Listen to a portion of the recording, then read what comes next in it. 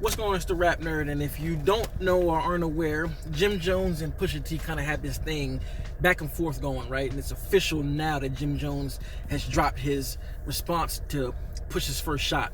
So it initially started with Jim Jones on, I forgot what show it was a podcast or something, and they were talking about top 50, and he was saying Pusha T doesn't really deserve to be in the top 50, and he's not in his top 50.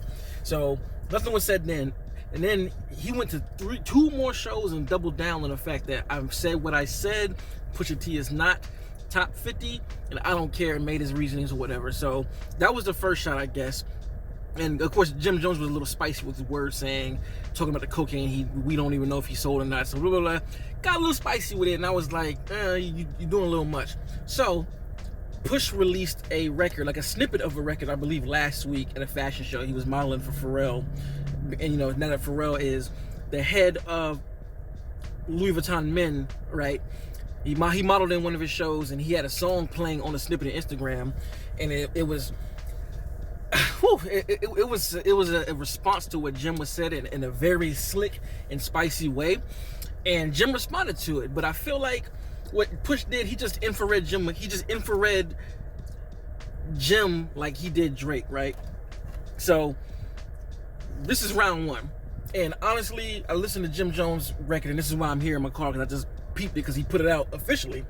And what he did was he took the same beat that Pusha's song, taking his shots at, and just did a freestyle over it pretty much. And it was cool. It was decent. Like, Jim Jones sounded good over it. Jim Jones has definitely become the best rapper of Dipset, within the recent years, so like the past 10 years. He's been the best at rapping, period, in the whole group, in my opinion. Sounds good. I even like one of those past albums he did with Heatmakers, making all the beats. Sounds good, right? And I think he went the Drake approach again, where it was kind of like just top layer disses, not nothing real serious, not really attacking Push's character. It was real surface level. It sounded good. He was saying stuff that is clearly a lie, and just to be funny, like you hop into bed with your brother and tell him move over or something like that. Something you think you're the new Hova. Sounded straight. Bars like, what happened to that boy? He looked like your brother Malice. Looked like somebody sold crack to that boy. It was real cute. It was cute. But as I saw on Twitter, somebody responded to that post, with the video with Jadakiss going like, it's good, but it's not enough. It's pretty much how I feel, because Pusha's diss is like, there's layers of shit in that verse, man. So much so, like, when I first listened to that track, the only bars that I really, really gripped onto as like a shot at Jim was, we all in the room, but here's the elephant. You're chasing the feature out of your element. That to me is the real bar that like really is like, oh, he kind of shooting now. But throughout the whole verse, Push is saying some shit. And this is why I say it is round one on Push, because Jim's response was not enough. He didn't talk about enough. So after listening to it, right, like listening to Jim's diss, right, I was like, let me go back and re-listen to Push's diss to see what it is, because I think I didn't dissect this enough, right?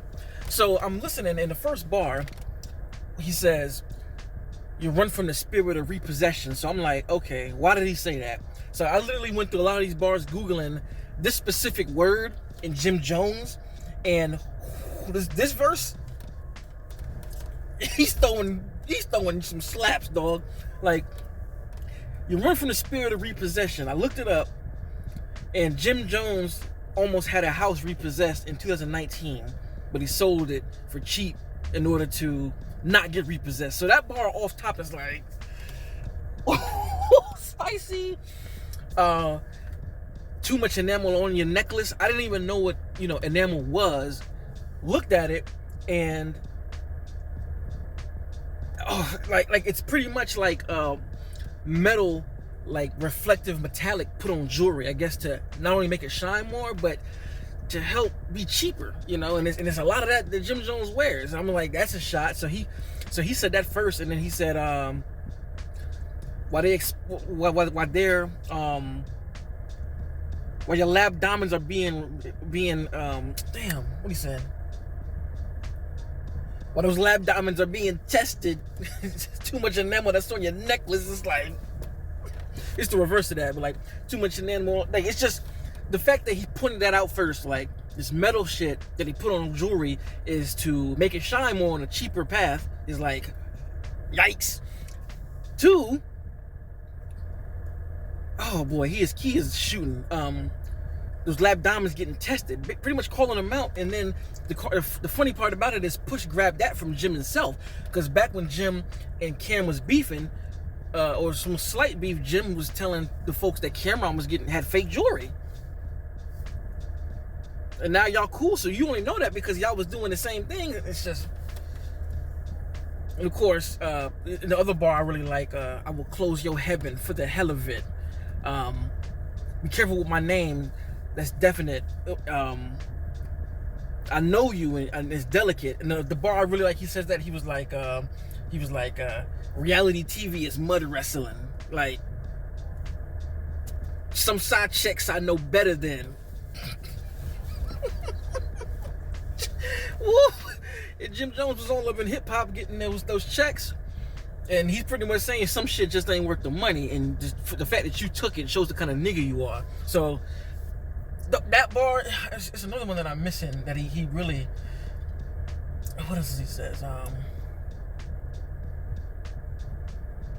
I gotta listen to the song again, but those bars stand out. And it's just, if you just break down each bar and type Jim Jones with whatever word, like, you really don't understand and put it there, or trying to figure out the situation, he's taking a shot at that. And I feel like this is Push just on low key, low mode. He ain't even turned it up yet. That's why I said he just infrareded himself by falling for the shot Jim Jones did, per se, because he ain't even go off like he could have. Like, a lot of this verse is just very subliminal and indirect but direct. Like, if you know, you know, but it just sounds like another ill Push verse. And I'm gonna be frank, Jim Jones, this sounded good primarily because he used the same beat, and that beat is a slapper. It sounded like a Ye beat again, and Pusha T just sliding over it. So really, that gives him more points anyway, because I don't know if Jim Jones would have sounded as good on some other random beat he chose, but the fact that he chose the beat, it helped him.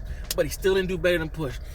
And I like that one. That's the line, I just remember it. He's like, you think there'd be valor amongst veterans, and it's just kind of like, you would think that there's a certain level of respect amongst veterans. You're a veteran, I'm a veteran. I would think we have more respect. But since you didn't, this is why Chains and Whips is getting it.